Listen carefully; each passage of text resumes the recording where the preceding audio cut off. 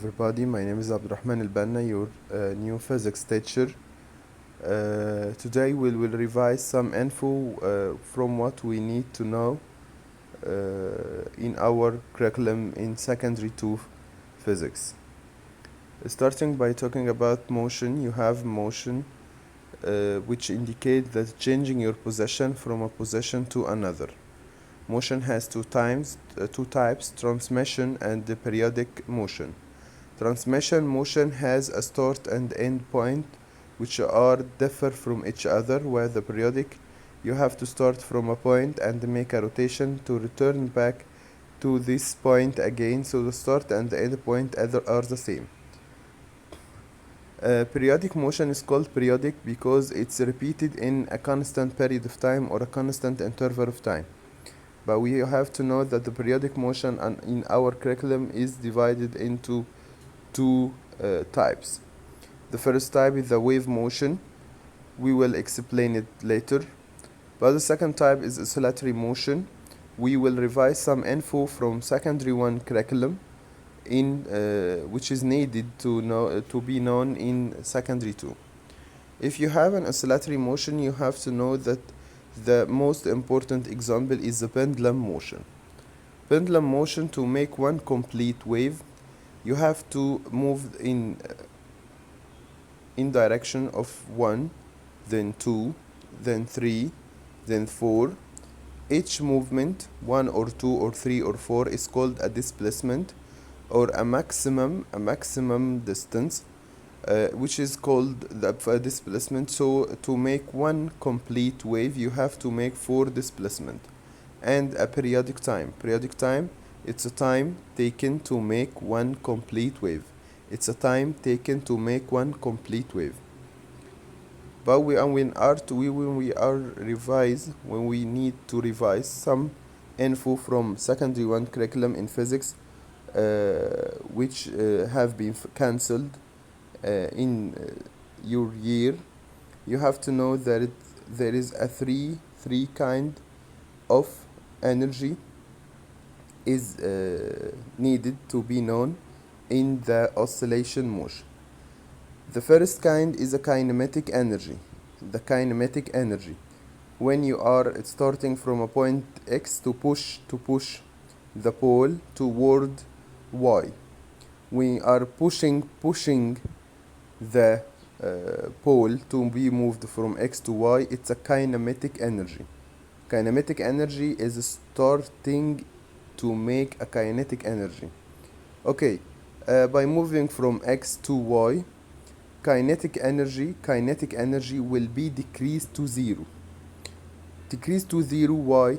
As it will be stopped at Y position.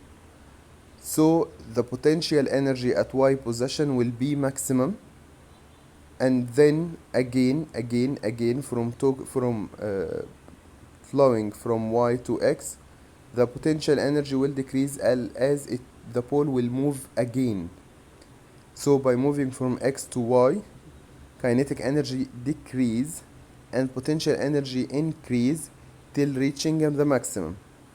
But by moving from Y to X, the potential energy decrease and the kinetic energy increase. So they are a reversed relation. By taking a relation between the kinetic energy and the time, and the potential energy and time, in both cases X to Y and Y to X, you have to know that you are starting from X with a maximum kinetic energy by the effect of the kinematic energy. So you are starting by a maximum kinetic energy, and the kinetic energy will decrease to reach 0 at Y as it will fully stopped, then reverse its direction. So from X to Y, kinetic energy decrease. To make one complete rotation, you have to know kinetic energy decrease, then increase in the inverse direction. From Y to X, the kinetic energy will increase, but in inverse direction.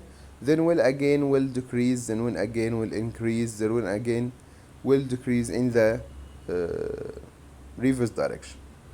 But when we are talking about the relation between the potential energy and time, from X to Y, you have to know that the potential at x is 0, as the kinetic energy is maximum. Kinetic energy and potential energy are in inverse relation, as kinetic energy is a movement while potential energy is a stopping. So potential energy at Lx will be 0, inverse with the kinetic energy which was maximum. So starting from potential energy and time in xy movement, you have to start from 0. Reaching the y position is fully stopped, so the potential energy is maximum. So from x to y, potential energy increase from 0 to maximum. There again decrease to complete one complete cycle. When you will move from y to x, the potential energy will decrease again, so and increase in the inverse direction and decrease again in the inverse direction. But when talking about the relation between y and x, it will be the inverse relation in both the two curves. If we are starting in x to y kinetic energy from the maximum position, so it will be inverse in y to x. We will start from a 0 position, as at the y position kinetic energy is 0 and making one complete cycle. But when we start in the potential energy time relation in yx position, it will be inverse with that in the xy position, xy movement, as in xy movement we are starting from 0 position in x in a potential energy, but in y the potential energy will start with the maximum at the y position. Potential energy is maximum. We will repeat what we say in this record again in our classroom, and completing our curriculum, and nice to meet you.